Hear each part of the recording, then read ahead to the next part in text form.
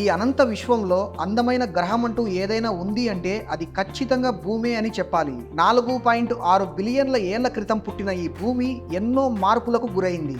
డైనోసర్ల కాలం నుంచి ఇప్పటి ఆధునిక మనిషి జీవితం వరకు ఎన్నో కొత్త జీవులు ఈ భూమి మీద పుట్టుకొచ్చాయి. వాటిల్లో కొన్ని కాలగర్భంలో కలిసిపోయాయి. కానీ ఏ జీవి చూపించని ప్రభావాన్ని మనిషి చూపించాడు. తాను మారడంతో పాటు భూమిని కూడా మార్పులకు గురి చేస్తూ ఉన్నాడు. కొన్ని మార్పులు భూమిని రక్షిస్తుంటే మరికొన్ని నాశనం చేస్తున్నాయి.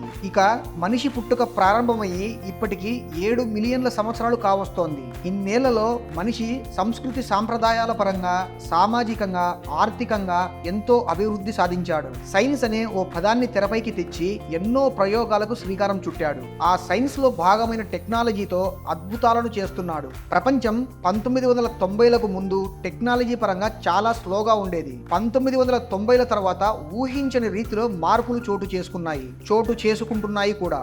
భూమి రూపురేఖలు పూర్తిగా మారిపోయాయి. మనిషి ఇంతకు ముందెన్నడూ ఊహించని మార్పులు జరిగాయి. ఇది ఇప్పటి వరకు జరిగిన మార్పు. మరి రానున్న 1000 ఏళ్లలో భూమి ఎలా ఉండబోతోంది? సాంకేతికత పరంగా ఎలాంటి మార్పులు జరగనున్నాయి? 1000 ఏళ్ల తర్వాత అసలు భూమి మీద జీవం ఉంటుందా? ఉంటే ఎలా ఉండబోతోంది? మనిషి ఎలాంటి మార్పులకు లోనవ్వనున్నాడు? వంటి విషయాలు తెలుసుకునే ముందు అసలు ఈ 10,000 ఏళ్లలో ఎలాంటి మార్పులు జరిగాయి అనేది తెలుసుకుందాం. ఈ భూమికి మనిషికి మార్పులు కొత్తేమీ కాదు. 10,000 ఏళ్లలో సంస్కృతి సాంప్రదాయాల పరంగా, సామాజికంగా, ఆర్థికంగా మనిషి మార్పు చెందితే భూమి భౌగోళిక వాతావరణ పరంగా మార్పులు చెందింది. రాజులు, రాచరిక వ్యవస్థ 90% నశించాయి. ఆవు పాలను తాగటం అనేది 10,000 సంవత్సరాల క్రితమే స్టార్ట్ అయింది. ఇక 150 ఏళ్లలో మనిషి సగటు ఎత్తు 10 సెంటీమీటర్లు పెరిగింది. అంతేకాదు మనిషి జీవితకాలం 20 సంవత్సరాలు పెరిగింది. దాదాపు 20 ఏళ్ల కాలంలో పేదరికం కూడా 50% తగ్గింది. వైద్య రంగం చాలా అభివృద్ధి చెందింది. రోగాలు తగ్గాయి, మరణాలు కూడా తగ్గాయి. కార్లు, కరెంట్, ఫోన్లు, విమానాలు ఇలా చాలా రకాల మార్పులు జరిగాయి. ప్రతి మార్పు మనిషి జీవన శైలిని మార్చేసింది. అదే సమయంలో భూమి ఉనికిని ఇబ్బందుల్లో పడేసింది. పర్యావరణ కాలుష్యం ఎక్కువైంది. గ్లోబల్ వార్మింగ్ కారణంగా మంచు కరిగి సముద్ర మట్టం పెరుగుతోంది. ఇవే కాదు చాలా ఇబ్బందులు మొదలవుతున్నాయి. ఓవైపు పెరుగుతున్న టెక్నాలజీ, మరోవైపు సమస్యల సుడిగుండంలో చిక్కుకుంటున్న భూమి. ఈ రెండిటి కారణంగా భవిష్యత్తు ఊహించని విధంగా మారుతుందని విశ్లేషకులు అభిప్రాయపడుతున్నారు. టెక్నాలజీతో భూమి ఎదుర్కొంటున్న సమస్యలు తీర్చగలిగితే అద్భుతాలు కళ్ళ ముందు ఆవిష్కృతమవుతాయని అంటున్నారు. ఇప్పుడు 2023లో ఉన్నాం. ఇంకో 1000 ఏళ్ళు అంటే 3023లో ప్రపంచం ఎలా ఉండబోతోంది? అసలు ప్రపంచం అప్పటి వరకు ఉంటుందా అని మీకు అనిపించవచ్చు. కానీ ప్రపంచం ఉంటుంది. ఆదిత్య 369 సినిమాలో చూపించినట్లు 3వ ప్రపంచ యుద్ధం కారణంగా ప్రపంచం మొత్తం నాశనమయ్యే అవకాశాలు ఉండకపోవచ్చు.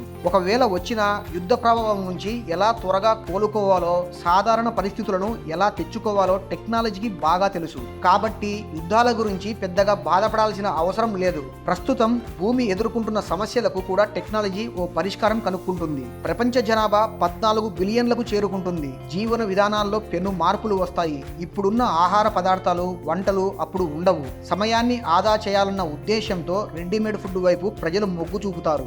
ఆరోగ్యకరమైన ఆహారం తీసుకోవడానికి ప్రాధాన్యత ఇస్తారు. ప్రతి ఇంట్లో AI సాయంతో పనిచేసే రోబో పని మనుషులు ఉంటారు. వ్యవసాయంలో మనుషుల వాడకం లేకుండా పోతుంది.